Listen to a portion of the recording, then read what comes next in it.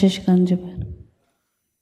माननीय महापौर महोदय, माननीय उपमहापौर महोदय, माननीय आयुक्त, सर्व सन्माननीय सदस्य, पत्रकार बंधू, विषय क्रमांक 74 वर बोलताना त्यामध्ये MIDC क्षेत्रामध्ये सुरू असलेला निवासी विकास, रिक्त अविकसित भूखंडाचा विकास, डेटा सेंटर, IT पार्क, औद्योगिक, व्यावसायिक व मिश्र वापराच्या विकासामुळे संभाव्य लोकसंख्या घनता, दीर्घकालीन परिणाम या अनुषंगाने मी माझं मत या ठिकाणी मांडत आहे.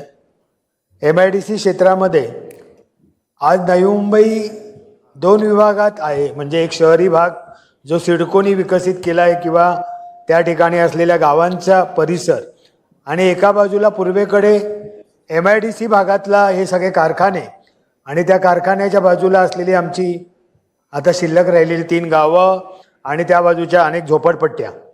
परंतु मॅडम विशेष करून सांगेल की ही नवी मुंबई शहरातली सर्वात मोठी जी जागा आहे ती MIDC भागात आहे. शहरीपेक्षा आमच्या भागाचा प्रश्न सर्वात मोठा निर्माण होणारा आहे. कारण ह्या MIDC भागामध्ये MIDC भागाला जोडणारे 2च रस्ते आहेत. एक ठाणे बेलापूर रोड आणि मग चालू होतो तो तुर्भे ते मापे आणि मापे ते MIDC मध्ये दिघ्यापर्यंत जाणारा रस्ता. ह्या दोन्ही रस्त्यांची तुम्ही आज अवस्था पाहिली तर अत्यंत ट्रॅफिकनी कंजेस्टेड असलेला हा सगळा भाग आत्ताच झालेला आहे. आणि पुढच्या काळामध्ये तर ह्या ठिकाणी आपण पाहत असाल की 30 माळ्याच्या 40 माळ्याच्या बिल्डिंग्स, ऑफिसेस होत आहेत. डेटा सेंटर तर सोडूनच द्या, परंतु जे काही जुने कारखाने होते 1000 मीटरचे, 2000 मीटरचे किंवा 5000 मीटरचे किंवा 20,000 मीटरचे, त्याच्यामध्ये सुद्धा मोठ्या प्रमाणात 40 माळ्याच्या बिल्डिंग्स आणि ऑफिसेस त्या ठिकाणी होत आहेत. अनेक 5 स्टार हॉटेल्स, 7 स्टार हॉटेल्स या भागामध्ये निर्माण होत आहेत. आणि सर्वात जास्त काही डेव्हलपमेंटचा जो काही आज काम चालू आहे ते या MIDC भागामध्ये मोठ्या प्रमाणात चालू आहे. आणि त्या ठिकाणी महानगरपालिकेचं अधिकार कुठलेच नाही आहेत. सगळे अधिकार हे MIDCला आहेत. म्हणजे ज्या ठिकाणी तो MIDCचा भूखंडधारक प्लॉट खरेदी करतो आणि त्या ठिकाणी CC साठी अप्लाय करतो, त्याला CC लगेच मिळते आणि त्याचं काम चालू होतं.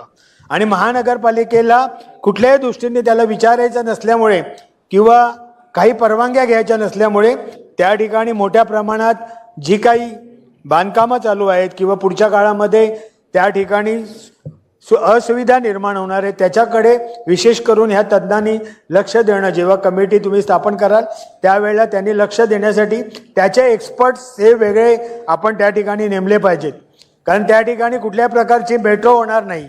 जी काही ट्रेन आहे ती ठाणे बेलापूर रोडच्या पलीकडून चालते. त्या ठिकाणी कुठल्याही प्रकारचे रस्ते वाढवता येणार नाहीत. कारण MIDCनी एकही जागा शिल्लक ठेवलेली नाही.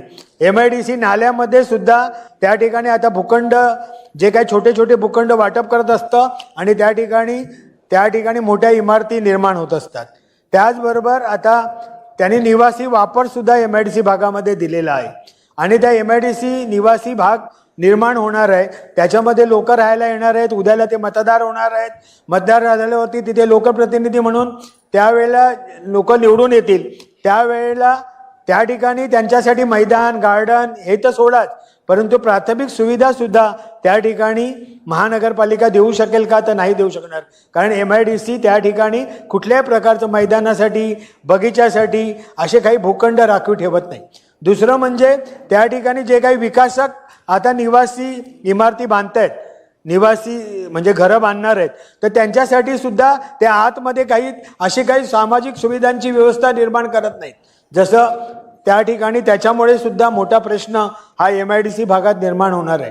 तर माननीय सभागृहाला मी विशेष विनंती करेन की पुढच्या काळामध्ये MIDC भागाचे नियोजनाचे अधिकार सिडकोकडे होते आणि सिडकोच्या नंतर ते पुन्हा MIDC कडे गेले.